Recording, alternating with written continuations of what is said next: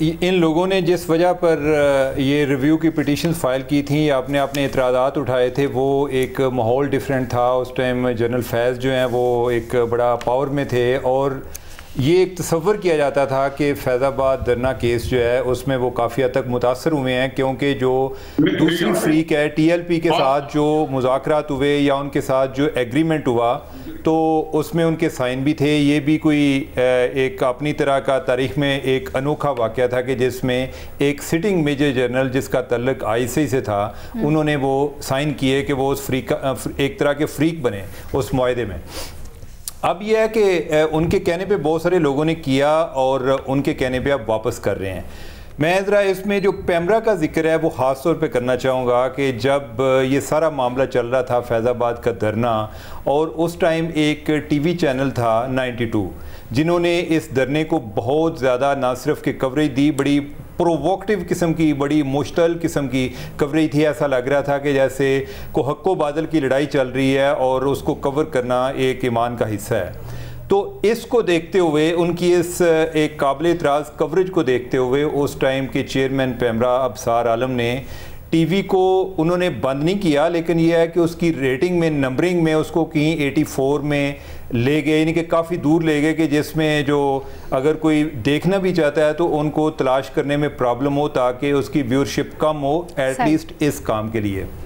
تو اس ٹائم انہیں جو جنرل فیض تھے وہ ڈی جی سی تھے, تو انہوں نے فون کیا, انہوں نے کہا کہ آپ اس کو ریسٹور کریں. انہوں نے کہا کہ وہ اس طرح ریسٹور نہیں ہو سکتا. انہوں نے کہا کہ اگر 92 چینل ریسٹور نہیں ہوگا تو باقی چینل بھی بند ہوں گے. تو انہوں نے کہا کہ یہ کام میں نہیں کر سکتا, آپ گورنمنٹ کے پاس جائیں. وہ گورنمنٹ کے پاس گئے. شاہد حقان عباسی جو ہیں وہ اس ٹائم ان کی گورنمنٹ تھی, مریم اورنگزیب جو ہیں انفارمیشن منسٹر تھیں, انہوں نے کو آرٹیکل 5 جو تھا وہ پیمرا کا ایکٹ کا اس کو انووک کر کے تو تمام چینلز کو بند کرنے کا حکم دیا, جس پہ کافی شور مچا. اب یہ ہے کہ یہ جو فیصلہ ہے اس میں پیمرا کے حوالے سے جو کوئی 2-4 چیزیں تھیں, اس میں ایک تو یہ تھا کہ آپ نے 92 چینل کے خلاف ایکشن لینا ہے.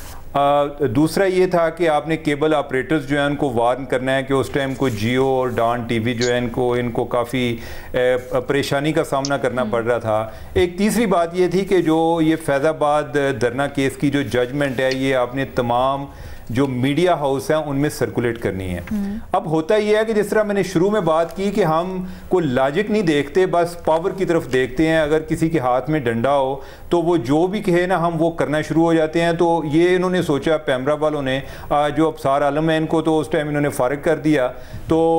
جو عدالت کے ذریعے لاہور ہائی کورٹ کے ذریعے. تو بعد میں ان کے یہ خیال میں آیا کہ یہ ہمارے لیے ایشوز نہ بن جائیں, کہ کوئی یہ ناراض نہ ہو جائیں کہ ہم اس میں پارٹی کیوں نہیں بن رہے. اب جو انہوں نے واپس لیا ہے, پارٹی تو اس ٹائم بن گئے, اب جب انہوں نے واپس لیا ہے, قاضی صاحب بھی آ چکے ہیں, تو انہوں نے اپنے جو کوئی لیگل ایکسپرٹس ہیں ان کو ڈسکس کیا. تو انہوں نے کہا کہ جو اس فیصلے کی جو احکامات تھے جو اس میں ہم نے کرنا تھا یہ تو چیزیں ہم آلریڈی کر چکے ہیں, ایکشن بھی لے چکے ہیں, وارننگ بھی ایشو کر چکے ہیں, جو ججمنٹ ہے اس کو بھی سرکولیٹ کر چکے ہیں. تو لہٰذا ہمیں اب اس میں فریق بننے کا کوئی جواز بھی نہیں ہے اور ویسے اب موقع بھی نہیں رہا. تو میرے اہل جو باقی ہیں انہوں نے بھی اسی طرح حالات کا رخ دیکھا ہے, ہوا کا رخ دیکھا ہے, اور وہ بھی اپنی پوزیشن چینج کرنے پہ انہوں نے اس میں اپنی افیت جانی ہے کہ بجائے کہ نہ وہ جنرل فیض کی لڑائی لڑنا چاہ رہے تھے اور اپنے ان کے ایشوز اتنے زیادہ تھے ہی نہیں پہلے بھی.